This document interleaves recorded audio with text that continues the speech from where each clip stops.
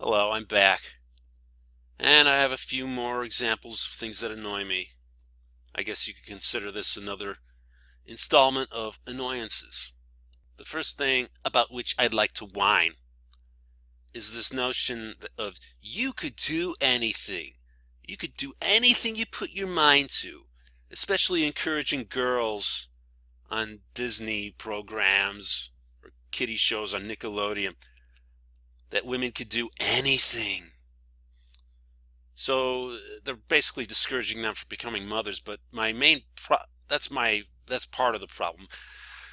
Another big problem is it's leading people astray into thinking they could actually do anything. It's not true at all. You have to know people. You have to be born rich. That helps. If you're 6'6", you're never going to be a great gymnast. If you're too short, you're never going to be a great basketball player unless you're an exception. These shows are leading girls away from wanting families of their own. And this is Debbie Ryan. She's a former Disney star, and she might be the next one to, start twerking, getting tattoos, and sleeping with mutants. But I hope not. This is corned beef, a packet of corned beef. This is what I eat every day. I make a sandwich. And whenever I go shopping for it, half the time they're out of the corned beef. They're never out of anything else. I mean, if they're out of one form of meat, it's going to be corned beef. Why can't these grocery stores keep the corned beef on the shelves? Why can't they keep it stocked? Haven't they noticed the pattern? They're losing a lot of money because they're not keeping enough corned beef stocked. It's really annoying.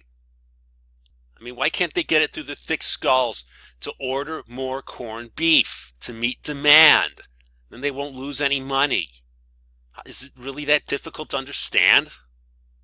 Here's another annoyance. First, see if you can tell the difference between the play-by-play commentary between these two plays I'm about to show you. Wow, and he makes an amazing athletic catch in the outfield. Did you see that? That's one of the greatest plays I've ever seen. And he makes a nice diving catch in the outfield. But Herb, if he were faster, he wouldn't have had to dive. Did you hear the difference in how they describe those diving catches? When someone who looks like this makes a diving catch, it's an amazing feat of athleticism. Conversely, when someone who looks like this makes a diving catch, all of a sudden, he's not athletic at all. In fact, he had to make the diving catch because he's so unathletic. What's going on here? Here's another one. When you're watching a documentary, they use subtitles because it's in a different language.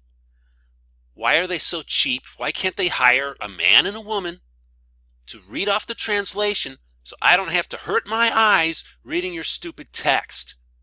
Just hire a couple people to read off the translation. You lazy, cheap bastards. If I wanted to read, I'd read a book. Here's another one. When I'm at a concert and people don't sit down to enjoy it. No, they have to stand up.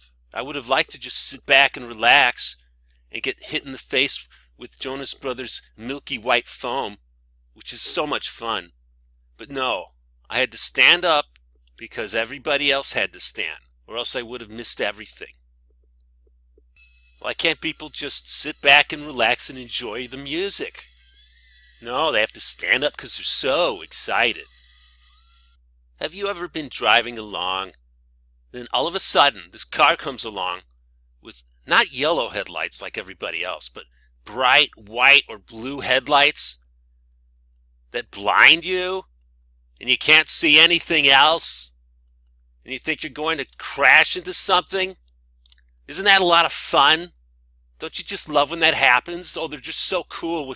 They're so unique with their bright blue or white headlights. So much better than the yellow old-fashioned kind, where you could actually see the road as they go by.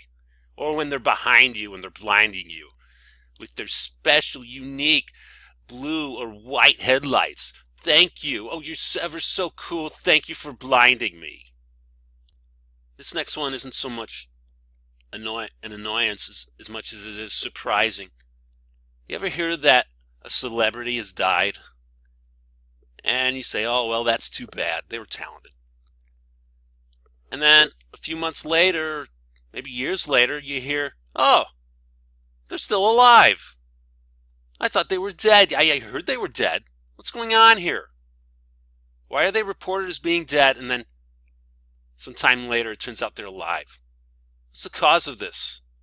I think it's reporters trying to outdo each other, trying to be the first to report a story, and they report it, but you don't hear the retraction.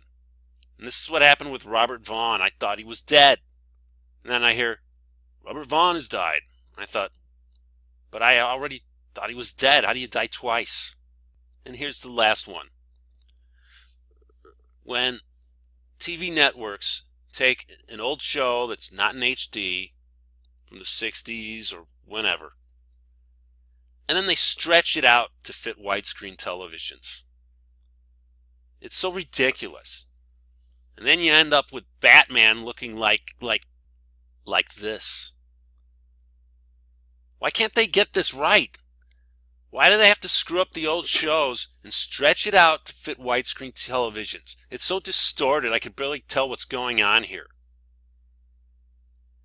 I don't understand it either, Hunk Marvel, but we will get to the bottom of it, to the Batcave!